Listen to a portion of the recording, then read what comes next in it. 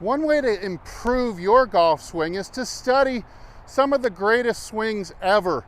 Wouldn't we all like to swing more like Ben Hogan, for example? Well, my mentor, Mike Austin, was a pioneer of kinesiology. Now, kinesiology is essentially the universal language of motion. And what's powerful about it is that you can use kinesiology to easily teach the average golfer precisely the way that the greatest golfers of all time moved. Now, in this video, we're going to study exactly how Hogan performed his magic elbow position in the slot. I mean, who's better to look at in the slot than Hogan? It was just a thing of beauty. Remember where he describes at this point wishing that he had 3 right hands right about here. So right after this, I'm going to show you simply how to get your elbow in that magic Hogan slot position. Stay tuned.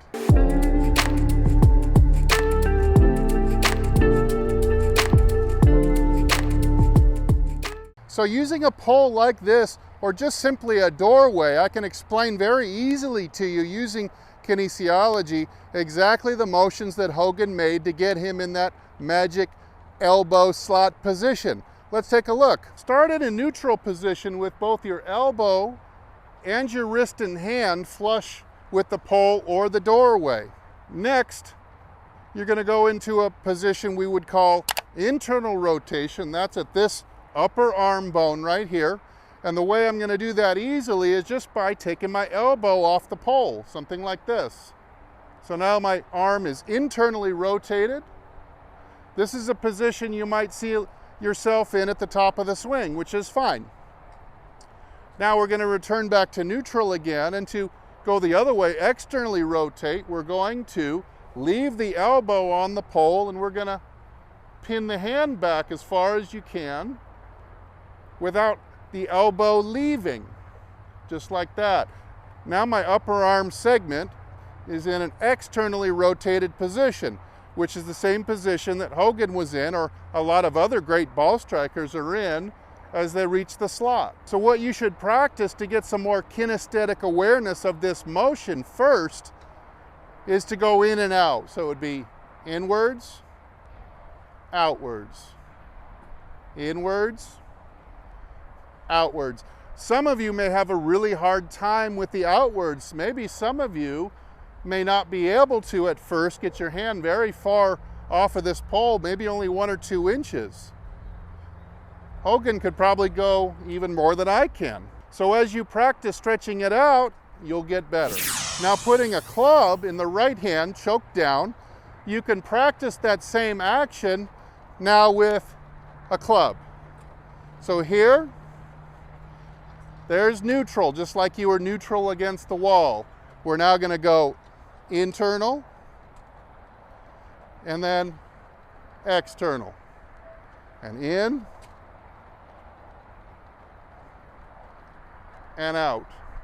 And you notice this also is the motion that helps lay the shaft down and shallow it. That's how Hogan was able to get into such a shallow position, at least one of the reasons. Now that you've created some kinesthetic awareness of that specific motion, it's time to put a little fluidity to it by making some right arm only swings. In, out, whip. Inward rotation or internal, step over, external rotation, whip. Just like that. You can even then put a few gentle one-arm swings on it.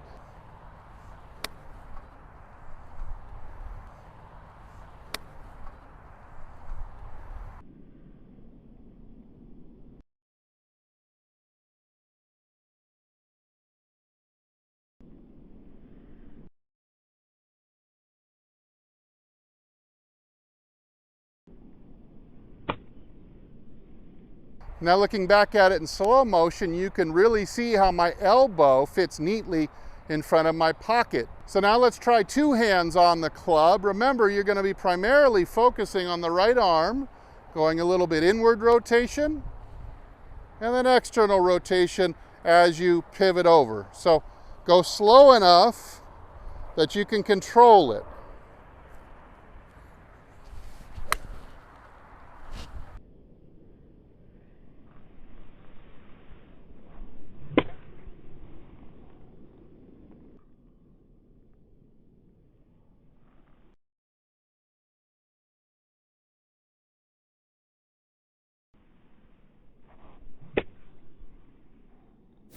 Now, learning this Hogan magic elbow slot position comes with two huge warnings, two pitfalls that people often fall into when trying to mimic this motion. Number one, the elbow is going to try to stay up and wide as you go in and out with the elbow this way. The big mistake that people make is they try to jam the elbow down into their side as they do it in an effort to get the elbow in front of the pocket. The elbow is going to help get in front of the pocket by a combination of this motion plus keeping the rear end out of the way and rotating. That's what's going to get the elbow in front of the pocket.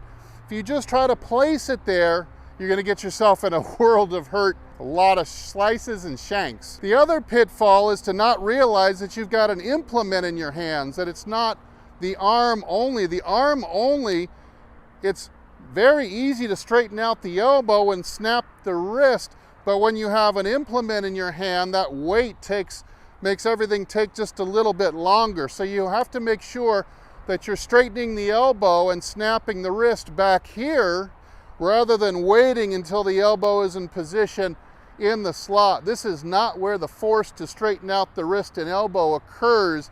That is starting way back here, and if you wait to here, again, you're going to leave the face open quite a bit. So make sure that this is incorporated into the whipping action from the top of the swing. All right, this is feeling really good. So I'm going to go back and practice this action just a little bit more. But hey, thanks so much for watching. I'm Steve. Hey, don't forget to check out my website, hititlonger.com. And as usual, I'll either see you in the next video or I'll see you longer and straighter down the fairway. Everybody take good care.